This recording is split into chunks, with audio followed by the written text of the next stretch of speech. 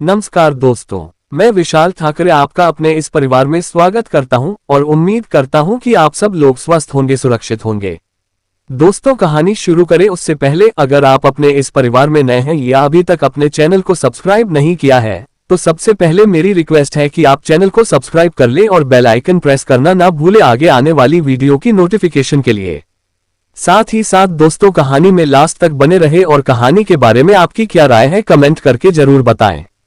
इसके साथ ही चैनल पर एक नया कंटेंट शुरू कर रहा हूं, इसमें आपके जो भी कमेंट होंगे उनका जवाब वीडियो के लास्ट में जरूर दिया जाएगा, तो दोस्तों कमेंट जरूर करें।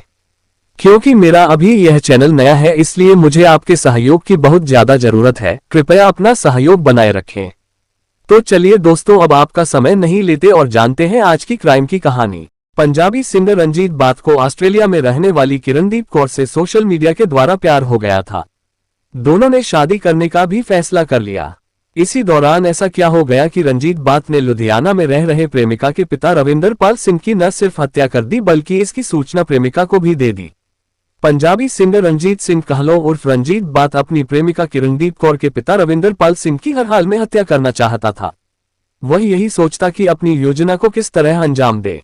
रंजीत सिंह कहलों एक जाना माना सिंगर था, इसलिए वह यही चाहता था कि उसका काम भी हो जाए और किसी को इसका पता भी न चले। हत्या को आसानी से अंजाम देने के लिए उसने जलंधर के ही नकोदर निवासी अपने भतीजे बलजिंदर सिंह उर्फ गुल्ली उर्फ मोना से बात की। गुल्ली अपने चाचा का साथ देने को तैयार हो गया। हत्या की योजना बनाने के बाद रंजीत सिंह कहलों 25 अगस्त 2024 को अपने भतीजे को लेकर लुधियाना में रहने वाले प्रेमिका के पिता रविंदर पाल सिंह के घर पहुंचा। वह वहां अकेले ही रहते थे। उनका बेटा विक्रम सिंह सगर लुधियाना के ही दुर्गी गांव में रहता था और बेटी किरणदीप कौर ऑस्ट्रेलिया रहती थी। रविंदर पाल सिंह रंजीत बाथ को पहले से जानते थे, इसलिए रंजीत बाथ ने उनसे एक जरूरी बात कहने का बहाना बनाकर पार्टी की बात कही। रविंदर पाल उसकी बातों में आ गए। उन्होंने अपनी कार निकाली और घर का ताला बंद कर वह उन दोनों के साथ चल दिए। गाड़ी रंजीत कहलों चला रहा था। रंजीत और बलजिंदर अपने साथ एक छोटा थैला भी लाए थे जिसमें रस्सी और चाकू रखा था। उसके बाद रंजीत रात को कार को एक सुनसान इलाके की ओर ले गया और फिर रंजीत सिंह और बलजिंदर ने मिलकर रस्सी से 78 वर्षीय रविंदर पाल की हत्या कर दी। बाद में उनके शव को मुल्लानपुर दाखा के पास मैरिज विला रिजॉर्ट के पास झाड़ियों में फेंक दिया। शव ठिकाने लगाने के बाद रंजीत ने उनकी कार दुरंगी के पास एक पेट्रोल पंप के सामने खड़ी कर दी। अपनी योजना को अंजाम देने के बाद रंजीत सिंह ने अपने भतीजे बलजिंदर को कुछ दिनों के लिए शहर और गांव से बाहर रहने की हिदायत दी और फिर वे दोनों अलग अलग रास्ते चले गए। 28 अगस्त 2024 की रात पुलिस को सूचना मिली कि मुल्लानपुर दाखा के पास पंडोरी गांव में जीटी रोड पर किसी बुजुर्ग की लाश पड़ी है। पुलिस मौके पर पहुंची। शिनाख्त न हो पाने पर पुलिस ने जरूरी कार्रवाई कर लाश को लुधियाना के सरकारी अस्पताल की मोर्चरी में रखवा दिया। बात 29 अगस्त की है। लुधियाना के एसएसपी ग्रामीण नवनीत सिंह बैस अपने कार्यालय में बैठे थे, तभी उनके मोबाइल फोन पर एक कॉल आई। कॉल किसी अनजान नंबर से आ रही थी। हेलो, मैं एसएसपी नवनीत सिंह बोल रहा हूं, कहिए मैं आपकी क्या सहायता कर सकता हूं। एसएसपी नवनीत ने कहा, सर मेरा नाम विक्रम सगर है, मैं अभी लुधियाना के सिविल अस्पताल से आ रहा हूं। जो लाश कल रात पंडोरी गांव में जीटी रोड पर मिली थी वह मेरे पापा की लाश है। कहते कहते विक्रम रोने लगा। हाँ विक्रम जी, हमें कल रात एक लाश मिली थी। शिनाख्त न होने के कारण वह सिविल अस्पताल में पोस्टमार्टम के लिए भिजवा दी गई थी। ये सुनकर बड़ा दुख हुआ कि यह लाश आपके पापा की है। आप दुखी न हो, हम इसका पता जरूर लगाएंगे कि आपके पापा के साथ आखिर हुआ क्या था। आप हम पर विश्वास रखें। एसएसपी ने कहा, एसएसपी साहब, मुझे ये पता है कि मेरे पापा का मर्डर किसने किया है। मेरे पास इस बात का पुख्ता सबूत भी है, इसलिए मैं आपसे पर्सनली मिलना चाहता हूं। विक्रम ने कहा, विक्रम जी, आपने तो बहुत बड़ी और अच्छी बात कह डाली है। आप हमें इस बारे में जरूर बताएं, मगर इस वक्त आप कहां हैं। एसएसपी ने कहा, सर मैं आपके ऑफिस के बाहर ही खड़ा हूं। बस एक ही इंतजार है कि मैं अपनी बात आपसे रूबरू कर सकूं, यदि आपकी इजाजत हो। विक्रम ने कहा, ठीक है, आप संतरी को कहकर तुरंत मेरे पास आ सकते हैं। एसएसपी ने कहा, पिता का मर्डर करने के बाद प्रेमिका को क्यों दी सूचना।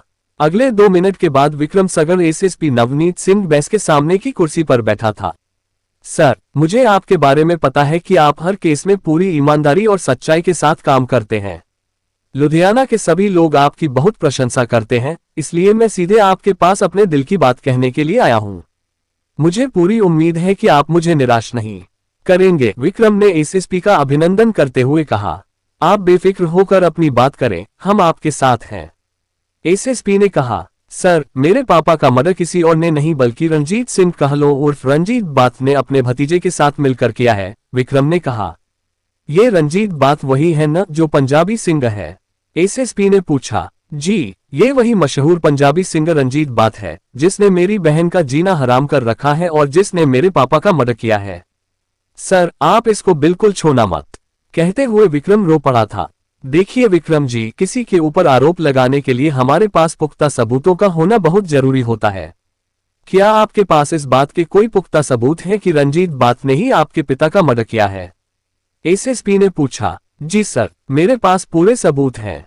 ये देखिए, उसने व्हाट्सएप पर मेरी बहन को साफ साफ लिखा कि शादी से इनकार किए जाने पर उसने मेरे पापा का मर्डर कर दिया है। उसने ये भी लिखा है कि उसने मेरे पापा का मर्डर अपने भतीजे बलजिंदर के साथ मिलकर किया है। वे दोनों मेरे पापा को उनकी गाड़ी में ले गए और फिर उनकी हत्या कर दी। रंजीत ने यह भी लिखा है कि मर्डर करने के बाद उन्होंने लाश किस जगह पर फेंकी थी। मेरे पापा की कार इस समय पर कहाँ है, ये बात भी उसने मेरी बहन को लिखी है।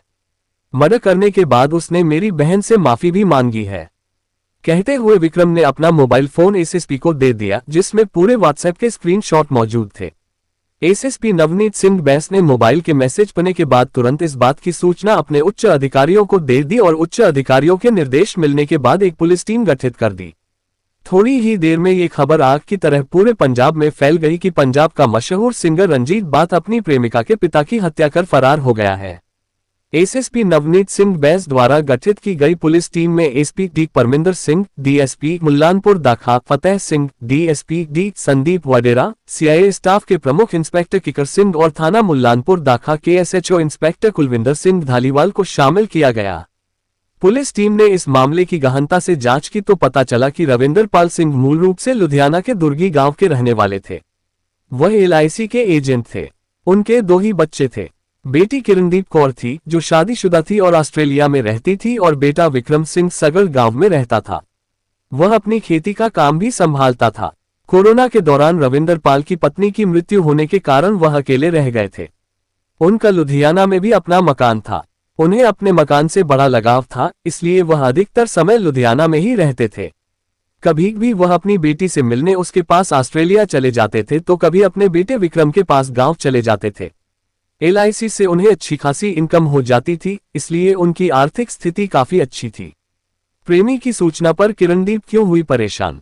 26 अगस्त 2024 की सुबह किरणदीप कौर ने ऑस्ट्रेलिया से पंजाब में रह रहे अपने छोटे भाई विक्रम को फोन करके पूछा कि वह कल से पापा को फोन कर रही है, मगर उनका फोन नहीं लग रहा है। किरणदीप रोज दिन में 2 बार ऑस्ट्रेलिया से अपने पापा के साथ बातचीत करती थी, क्योंकि जब से उसकी मम्मी का निधन हो गया था तब से पापा एकदम अकेले रह गए थे। इसलिए किरणदीप उनसे रोज फोन पर बात कर लेती थी। जब किरणदीप का फोन विक्रम के पास आया तो वह तुरंत अपने पापा के घर लुधियाना गया, लेकिन उसके पापा वहां पर नहीं मिले। घर के बाहर ताला लटका हुआ था, यहां तक कि विक्रम को अपने पापा की कार भी घर में कहीं नजर नहीं आई। विक्रम सिंह ने पापा को फोन करने की कोशिश की, मगर उनका फोन स्विच ऑफ आ रहा था। पूरे दिन और पूरी रात विक्रम पापा को तलाश करता रहा, परंतु वे कहीं नहीं मिले। 27 अगस्त 2024 की सुबह से विक्रम ने फिर से अपने दोस्त विनोद कुमार के साथ फिर अपने पिता की तलाश शुरू की तो उन्हें दुरंगी में पेट्रोल पंप के पास पापा की कार लावारिस हालत में मिली।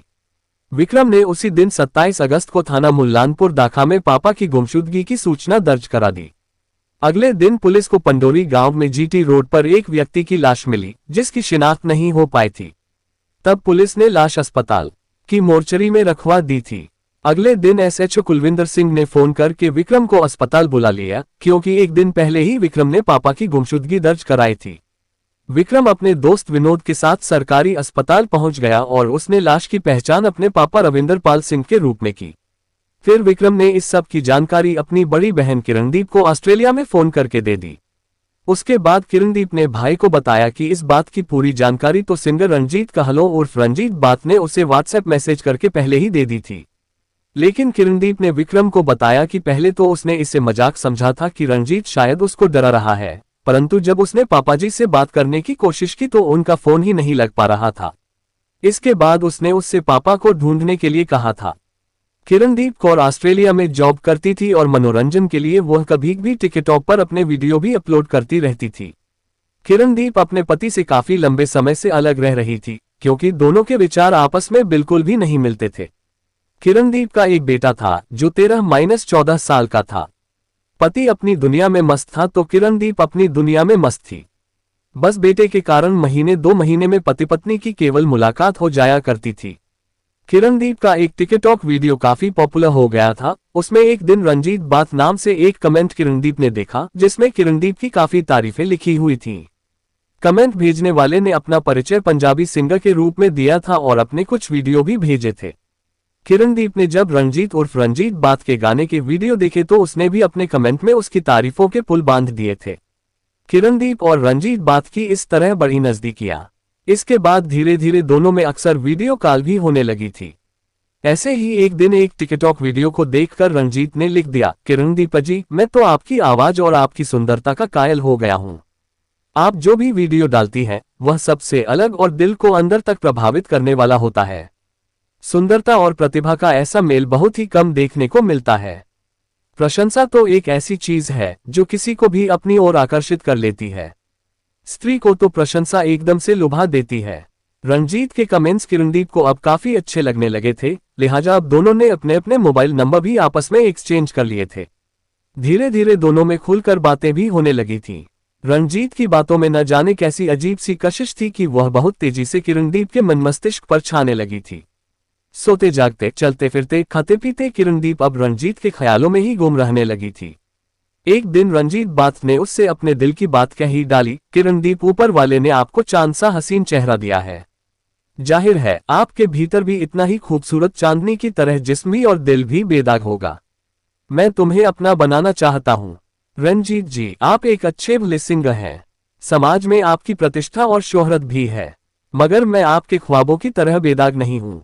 मैं एक विवाहित महिला हूं और मेरा एक बेटा भी है, इसलिए अच्छा यही रहेगा कि आप मुझे भूलकर कोई ऐसी दिलरुबा ढूंढ लें जो बेदाग हो। किरणदीप ने भी अपनी हकीकत बयां कर दी थी।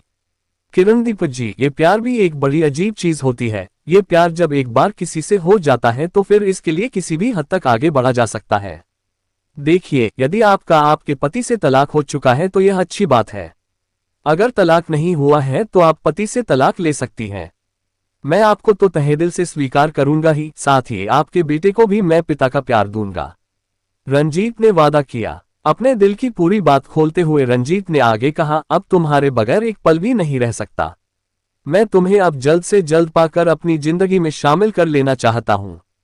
तुम्हारे बगैर तो अब मैं एक पल भी अपनी जिंदगी नहीं जी सकता। मैंने तो तुम्हें कब से अपना बना लिया है। मैं अब अपनी पूरी जिंदगी तुम्हारे नाम कर चुका हूं। रंजीत जी, मैं आपकी भावनाओं की कद्र करती हूँ, लेकिन मैं एक बार धोखा खा चुकी हूँ, इसलिए मैं अब भावनाओं में बहती नहीं। वैसे यदि आप मुझे पसंद करते हैं तो मैं यही चाहूंगी कि एक बार आप मुझसे यहाँ ऑस्ट्रेलिया आकर मिल लें। जब हम दोनों कुछ दिन एक दूसरे के आसपास रहेंगे तो हमें एक दूसरे को समझने में काफी आसानी रहेगी। यदि हमें ऐसा लगेगा कि हम दोनों इस शादी से खुश रह सकते हैं तो फिर हम आगे का प्लान बना सकते हैं। मेरा तो यही विचार है कि मैं शादी करने से पहले आपको अच्छी तरह से समझ लूं। बाकी अब आगे आपकी मर्जी, आप जैसा सोचें। किरणदीप ने भी अपने दिल की भावनाएं रंजीत के सामने रख दी।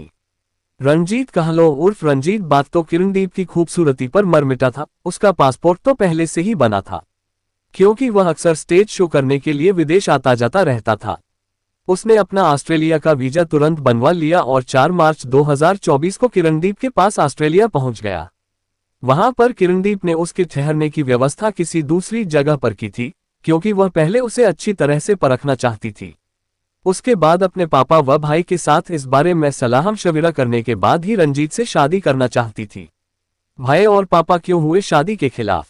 किरणदीप कौर ने यह बात सबसे पहले अपने भाई विक्रम सगल को बताई तो विक्रम बहन के इस फैसले पर सहमत नहीं हुआ। उसने बहन को उसके फैसले पर बहुत बुरा भला भी कहा। उसके बाद विक्रम ने रंजीत कहलो उर्फ रंजीत बात के बारे में जब जानकारियां मालूम करनी शुरू की तो उसे पता चला कि रंजीत बात अच्छे चरित्र का इंसान नहीं है। इसके अलावा पता चला कि वह शराबी है और कहीं भी किसी से भी गाली गलौज व मारपीट भी करने लगता है। फिर विक्रम ने अपने पापा रविंदर पाल को बहन किरणदीप के फैसले के बारे में सारी बातें बता दी और इसके साथ ही उसने पापा को किरणदीप के पास ऑस्ट्रेलिया भेज दिया ताकि वह उसे रंजीत के साथ शादी करने से रोक सके। रविंदर पाल ने भी अपनी बेटी किरणदीप को ऑस्ट्रेलिया जाकर रंजीत बात के बारे में सारी सच्चाई बताकर उसे रंजीत से दूर रहने की सलाह दी। पहले तो किरणदीप कुछ दिन रंजीत की बातों से प्रभावित रही, मगर फिर धीरे धीरे रंजीत की हकीकत जब उसके सामने आने लगी तो उसने उससे दूरी बनाने का फैसला कर लिया। रंजीत तो किरणदीप पर अब अपना अधिकार ही जताने लगा था। वह अब उससे मिलने जब आता तो शराब के नशे में होता था और अक्सर उसके साथ गाली गलौज भी करने लगा था। उसकी इन हरकतों से अब किरणदीप भी काफी परेशान हो चुकी थी।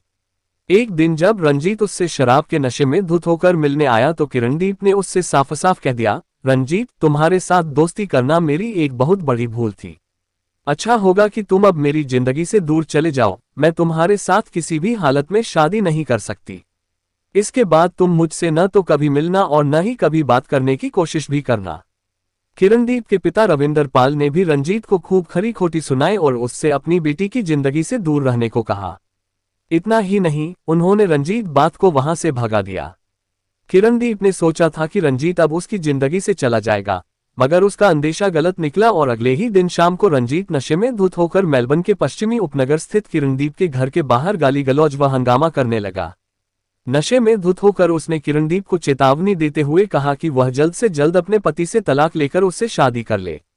यदि उसने ऐसा नहीं किया तो वह उसे व उसके परिवार को जान से मार डालेगा।